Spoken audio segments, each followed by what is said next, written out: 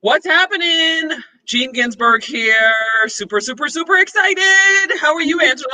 I'm really good. I look forward to our 11 a.m. Pacific Facebook Lives Monday through Friday. It's fun. And, it's so fun because we get to talk about tech and we get to talk about digital marketing, which is my favorite stuff in the whole world, especially in my business. So, Gene, woohoo, we're going to be talking about how to decide on your brand messaging today. Yes. Yeah, so that involves your USP. So do you want to dive in and talk a little bit about that and what it takes?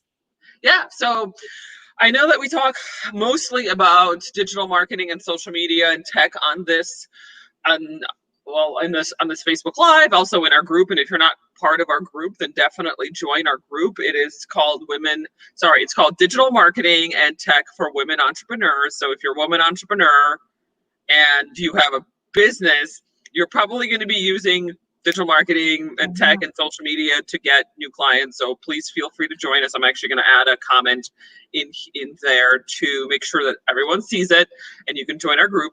But this week we are focusing on something a little bit different. Now, this is all very interrelated, so it's not like, it's completely a different topic.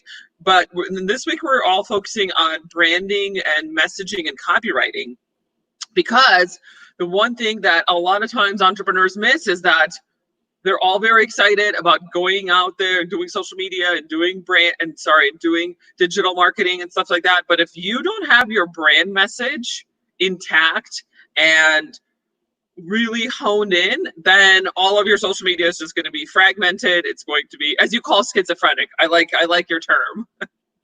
So it's very important in order to start doing any sort of social media or digital marketing, you have to make sure that your brand messaging is in place. So this week we're going to talk all about that and how do you decide on your brand messaging? Well, before even we get to the USP, which is thank you for sharing that, the unique selling proposition. Most of the way I craft my brand messaging is actually through my customer avatar, because that translates very much into how you talk to your ideal target market is through the message, but that comes from doing your research on your ideal target market. And I think we should probably do a whole week on the ideal target market, probably right. One of these weeks. Yeah, that does go back a little bit to what we talked about yesterday, which was doing your market research. Yeah, so market research, but also understanding your customer avatar. Like I said, if you guys want it, I do have an onboarding sheet that I use for all of my new clients, and it includes strategic planning, and it also includes the customer avatar worksheet and the branding and messaging worksheet. So if you guys want it, I'm happy to share it with you. Just feel free to comment or send me a private message. But once you got your customer avatar complete, or for the most part you've done your research there, then you take a lot of that information and pull it out, and then that's how you start crafting your brand message. So that's the first thing I would say before we even get to the unique selling proposition. So one of the things I wanted to bring up, you were talking about figuring out who your client avatar is. When we started this group, we did that whole exercise, Gene. And we're both seasoned marketers. I mean, you've been doing this over 12 years. I've been doing this 18 years. And the funny thing is, when we came together and we're like, we want to start this group and it's going to be so much fun, we had an idea in our mind who we thought our client avatar was. But when we started going through your sheet, it actually changed a little bit. So, and it took us a bit of time. I think it took us a few days meeting back and forth to really dial this in and talk deep and go deep to really figure out who our client avatar was, or is, I should say. And it turned out, like I said, a little different. So I think that it's really important that you don't skip this step, because the last thing I want to see for you to do is create all this content, create a program, do all this really cool stuff, and then just have it be off just a little bit and it just not mesh with or speak to your ideal client, because then it's really all for naught, because they won't buy and they won't become part of your community. It's just true. So I encourage you to do that. Yep, absolutely. So first up, customer avatar, do the worksheet. If you don't if you don't, again, there's plenty of them online. You could find them. If you need it, I do have one. So please feel free to comment or send me a message and I will send it over to you. But then once you have pulled a lot of that information from your customer avatar, what do they need? How are they speaking? What are this terminology that they use? Because, different people use different terminology and different groups of people use different terminology. Obviously, CEO, if your ideal target market is the CEO, then they're going to use one type of terminology. If your ideal target market is a mom, then different types of terminology. So it's very important to know how they're speaking and not just creating the brand messaging. But yeah, the first step is the unique selling proposition or the unique value proposition. And that really, and we talked a little bit about that in one of our previous Facebook Lives, I think a couple of days ago. Really, what is unique about you? What is unique about your brand? How are you different from your competitors? Why should a customer buy from you versus from your competitor? So really try to think about what that looks like for you and your brand. I think that is critical, especially now, like ever since COVID and people were staying home. There's so many people that decided, hey, I want to start a side hustle or a gig.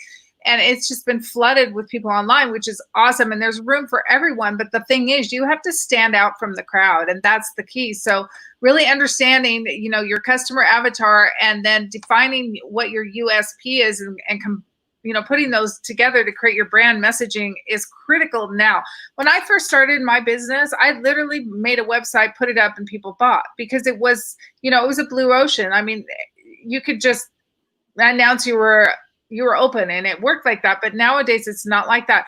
It's just like a brick and mortar business in the sense that when you put a brick and mortar business, you turn your lights on and you open your door, you still have to advertise. It's the same for people to find you. It's the same thing. Yep, absolutely.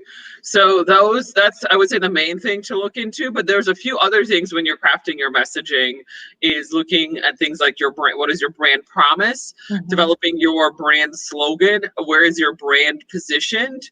And then what does your brand stand for? So these are a few things that are also part of the worksheet that I use for my clients, but I can go a little bit more into, so, what's your brand promise? So what is it when a customer engages with your brand, what are you promising them? For example, when, in my space, my brand, digital marketing. So I have a consultancy, and my brand promise is that I can help you increase revenue with digital marketing and social media. That's my brand promise. I don't know.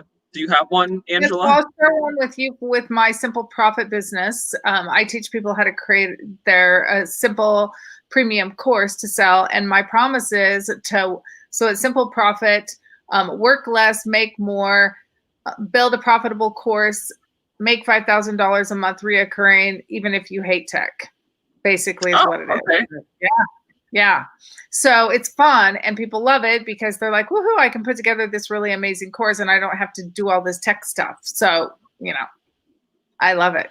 But here's what's really interesting. When I did my client avatar for that particular business of mine, what I found is there were so many people out there that are afraid of tech or they don't like a lot of tech because it scares them or it takes a lot of time. So I put together a course with super, super easy tech, like super easy. So they could actually get a course out in the world and start making money. Yeah. So awesome. Is that your Simple Profits course? Yes. Oh, awesome. So you talk a lot about tech in there. Well, I talk about tech, but I talk about little tech. Basically, is the program promise. Part of it is you don't have to have a lot of tech in order to get a course up and start making money. Yeah, I also have a similar course. It's called Tech Up Your Business, and it's all about how to use tech to streamline and automate your business. So there you go. Yeah. So I also have that because I just felt that a lot of times entrepreneurs were not either using the tech like to streamline their business, or they weren't using it correctly, or they were too afraid of using it. So I created a course a couple of years ago specifically on that topic, and it's all about things like using like tools like project management tools and Google Drive and Dropbox and all social media. I mean, there's a bunch of different tools out there that you can use to streamline and automate your business. So anything else that we want to talk about before we wrap up for today? No, I think that's really great. I think we just shared two examples of, you know, like a promise. So I think this is really good. So just what we're going to do is we'll go ahead, and if you want this worksheet that Jean has, let us know. Just private message Jean or myself, or put a yes, I want the worksheet in the comments. And then if you're in our group, we're going to go ahead and post it in our women's entrepreneur group, and you'll see it in the files. Okay. Awesome. Yeah. All right. We'll see you Thanks, tomorrow. everybody. Yeah, we'll see you tomorrow. Same bat time, same bat place. All right. Bye.